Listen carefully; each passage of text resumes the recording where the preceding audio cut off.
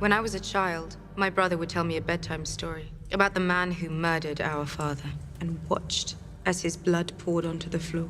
He told me other stories about all the things we would do to that man once we took back the Seven Kingdoms.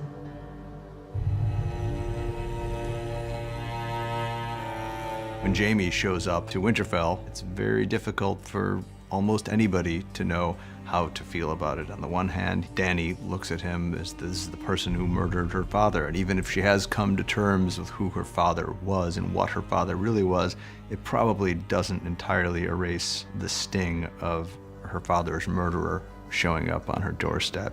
Your sister pledged to send her army north. I don't see an army. She never had any intention of sending her army north. Tyrion has made a number of mistakes now, and Dany's really at the end of her patience because she has a lot of fondness and respect for Tyrion, but many of his plans have really gone awry. And now Jaime Lannister's here, but not with the Lannister army. Your Grace, I know my brother. Like you knew your sister. Tyrion can't really fight back because he knows she's right. I mean, he really did make a grievous mistake. If Tyrion has a flaw, he's a very clever man, but sometimes clever people overestimate their own cleverness.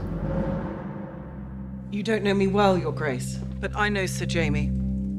He is a man of honor. For Brienne, I think she's in love with someone who doesn't realize that she is because that kind of experience hasn't been a part of her life. She's feeling things that she can't really process because she never grew up in a world where those things were an option. She's so used to Jaime taunting her and being the kind of nasty Jaime Lannister of old that she's just suspicious at first that he's playing her and that he's gonna reveal his true intent. I'm not the fighter I used to be, but I'd be honored to serve under your command, if you'll have me. He really believes in her as a soldier and he wants to be there next to her, so I think she's really shocked by his sincerity. Lady Sansa, I was hoping we could speak alone. Dany comes to Sansa with a bit of an olive branch, trying to find a way inside that kind of cool exterior that Sansa presents. And one commonality between them is they both love Jon. Dany's his lover and Sansa's his sister. It's very much coming at it from the point of view of a monarch trying to make peace with her subject. And Sansa's not quite willing to accept Dany as her monarch yet. She's suspicious of people for a reason. What about the North? It was taken from us. And we took it back. And we said we'd never bow to anyone else again. What about the North? She's had too many hard experiences not to be suspicious of people. And she sees Dany as possibly a tyrant, as someone who's has a lot of power and is seeking to get even more. They're coming. We can't beat them in a straight fight. So what can we do? In the War Council scene, there's a lot going on under the surface. The most important thing about that scene is understanding the lay of the land and understanding what their intentions are, what their plans are, what their expectations are, so we know what we're looking at. The Night King made them all. They follow his command. If he falls, getting to him may be our best chance. Things may not go entirely according to plan, so we thought it was very important for people to know what everyone in the room expected to happen, was worried would happen, hoped would happen. In addition to that, there are a lot of human moments. We'll put you in the crypt where it's safest. No, I'll wait for him in the Godswood. We're not leaving you alone out there. He won't be. I'll stay with him. One thing that was definitely going on was how Theon felt after returning to Winterfell and how he's using this battle as an attempt to try to make good to the extent that that's possible on the horrible mistakes that he made.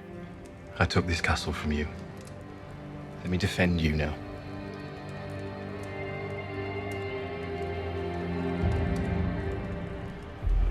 You're not the knight?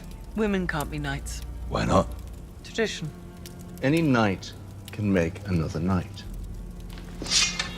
Kneel, Lady Brienne. Brienne has been more knightly than any of the knights I think we've seen. I mean, she's a paragon of strength and honor and being true to your word. When Jaime knights her, it's a general kind of validation she's wanted her whole life. But even more importantly, it's the acceptance and validation of Jaime, who she obviously has feelings towards that she's never really come to terms with or even allowed to bubble to the surface of her consciousness, but they're there all the same, and we can see all of those things swirling. Sir Brienne of Tarth, Knight of the Seven Kingdoms.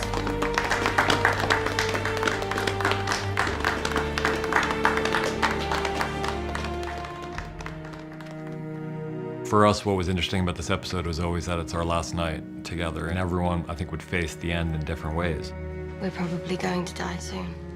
I ought to know what it's like before that happens. Some characters want to make love for the first time because they've never done it before. There are other characters who are getting drunk and singing songs, and then there are characters who are just trying to find some kind of human solace together, like Sansa and Theon. Everyone faces it in different ways, but they're all facing it, and that's why this episode was so important to us, because it's, you know, all these characters that we've been following for so long, and now they're all facing a common enemy. How about a song? One of you must know one. High in the halls of the kings who are gone, Jenny would dance with her ghost. Daniel's got a really lovely voice, and we knew we wanted a song in this episode. We've had a song in several of the seasons. We haven't had an original in a while, so this felt like the place for it, and Daniel felt like the singer. The ones who'd been gone for so very long, she couldn't remember their names. They spun her around on the damp old stones, spun away all her sorrow and pain. The song, I believe, is in George's books. At least the first verse is in the books, and then we added some lyrics, and Ramin came up with the music for it. Wanted to leave, never wanted to leave, never wanted to leave.